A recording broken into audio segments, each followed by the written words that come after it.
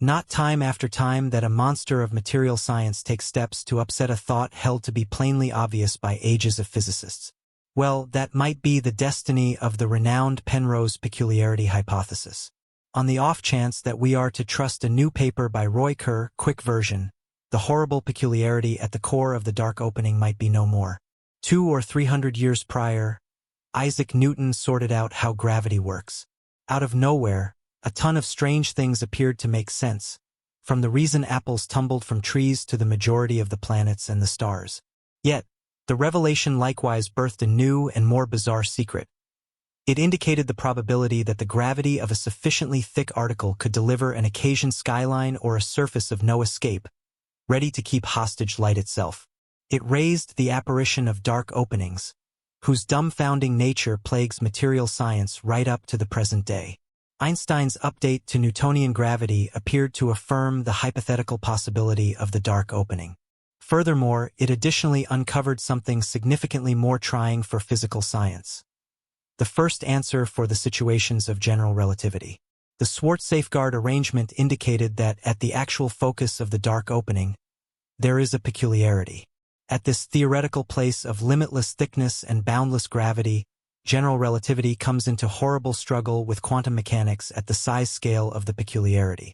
Our two preeminent speculations of the actual world demonstrated themselves commonly incongruent. Numerous, maybe most, physicists were truly awkward with the dark opening singularities, and they settled the score more awkward when, in 1965, English physicist Sir Roger Penrose showed that singularities truly are undeniable in general relativity. His Penrose peculiarity hypothesis, for which he won the 2020 Nobel Prize, claims that as long as an occasion skyline exists, so should a peculiarity. Maybe the most significant ramifications of the peculiarity hypothesis is to show that overall relativity truly is in central clash with quantum mechanics. Assuming that is the situation, then the main salvation from the conundrum of the peculiarity is some more noteworthy hypothesis consolidating quantum mechanics and general relativity, in which the peculiarity will dissipate away as though it were only the terrible dream of uninformed 20th-century physical science. However, as of late we've had a beam of hope from a totally unforeseen direction. In a paper delivered in December, Roy Kerr, quite possibly of the best dark opening scholar ever, may have demonstrated the way that we can stay away from the dark opening peculiarity without quantum mechanics after all. To get to this revolutionary new outcome, we want to construct up some seeing, so we should invigorate our insight into dark openings and survey the Penrose peculiarity hypothesis. Then perhaps we can decide if Roy Kerr, truth be told, obliterated the peculiarity to begin with. Roger Penrose didn't precisely demonstrate the presence of singularities, not unequivocally at any rate. He exhibited that spacetime ways should end inside a dark opening. Anything moving in spacetime under just gravity follows something called a geodesic. This is a way through spacetime that limits the joined spatial and worldly distance voyaged. Before the Penrose peculiarity hypothesis, it was by and large held that geodesics had no end. An object could go along a section of a geodesic, for instance, a ball being tossed on a parabola, but the geodesic itself can be followed both in reverse and forwards, past the ball's direction. Forward, everlastingly, into the growing universe, or in reverse to the start of the universe. Roger Penrose showed that inside a dark opening, geodesics need to converge at the middle and end there. When a spacetime concedes geodesics which don't continue everlastingly, we say the spacetime is geodesically fragmented. You can envision geodesics as the framework lines of spacetime, forming a smooth, if sometimes very distorted, texture on which the laws of physical science work pleasantly. Geodesic deficiency implies there are squeezed-off areas where vast qualities show up and the laws of physical science break down.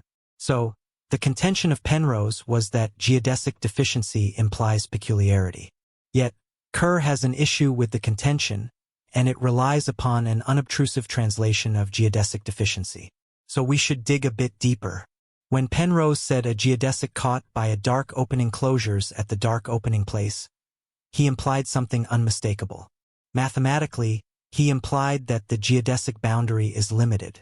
So, the numerical variable we use to depict the advancement of something along a geodesic ends, like how your latitude ends if you go toward the South Pole, you can't go further south once your south is maxed out. For the geodesics portraying the ways of issue, the geodesic boundary can be, and typically is, taken to be the proper time. That is, only the time estimated by somebody moving along that direction. So, if the boundary for matter geodesics is limited, that would suggest a peculiarity since there's no method for following a progression of time through it. There's no significant method for characterizing after the peculiarity in either space or time. These are impasses in spacetime. Presently, Penrose developed his contention utilizing the ways of light, not of issue. What's more, it turns out the thing that matters is pivotal, as we'll see. Anyway, the general contention that geodesic inadequacy rises to a peculiarity was a convincing enough contention that for almost 60 years, practically we all concurred that unadulterated general relativity requests singularities. Stephen Pedling even utilized Penrose's contentions to show that, in unadulterated general relativity, the huge explosion was likewise a peculiarity. All geodesics following in reverse in time needed to combine and end at one point. However, Roy Kerr had his questions. To understate the obvious, Kerr is a New Zealand physicist who, in 1963, came up with the Kerr metric, the numerical depiction of a pivoting dark opening. This was the subsequent dark opening arrangement to the Einstein conditions to be found, 47 years after Karl Schwarzschild's arrangement, and that one just depicts the a lot less difficult instance of a non-turning dark opening. Now we have great motivation to accept that basically all genuine dark openings have some pivot, so the C arrangement is somewhat of nothing to joke about, as is Roy Kerr. Kerr energetically disagrees that singularities exist, nor even that the Penrose peculiarity hypothesis has anything to say regarding their reality. We should at last get to the core of his protest. So, I let you know that geodesic inadequacy has been interpreted as meaning that spacetime ways end, which in turn has been interpreted as meaning that singularities are genuine. Yet there's a catch to this contention. Penrose developed his contention utilizing a specific kind of geodesic, the null geodesic.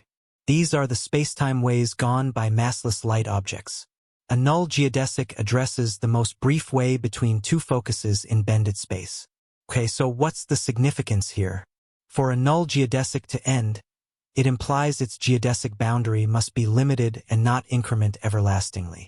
In that frame of mind of gigantic particles, we utilize proper time to follow these ordinary geodesics.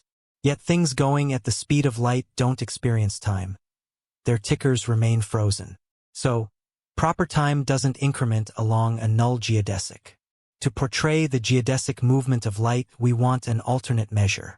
We use something many refer to as an affine boundary, which is a marginally convoluted thing. In any case, the most compelling thing is that it increments in a decent, clean manner to follow progress along a null geodesic. Penrose's hypothesis shows convincingly that affine boundaries are limited inside dark openings. Thus, null geodesics end. He then, at that point, took this to gather the certainty of singularities as impasses in the matrix of spacetime. Yet Kerr calls attention to that these affine boundaries don't follow time in a significant manner and thus don't suggest that the network of spacetime goes to pieces at the end of a null geodesic. To delineate this roughly, the affine boundary could be a dramatic of coordinate time. This capability is limited from beneath, despite the fact that time can go from less to in addition to endlessness. So, that restriction of the affine boundary doesn't really mean that opportunity itself stops, contends Roy Kerr. He likewise contends that this nullifies any contentions about the certainty of singularities due to further framework impasses. Kerr's paper is very amusing to peruse. He is nasty, to gently put it, abrading the physical science local area over and over for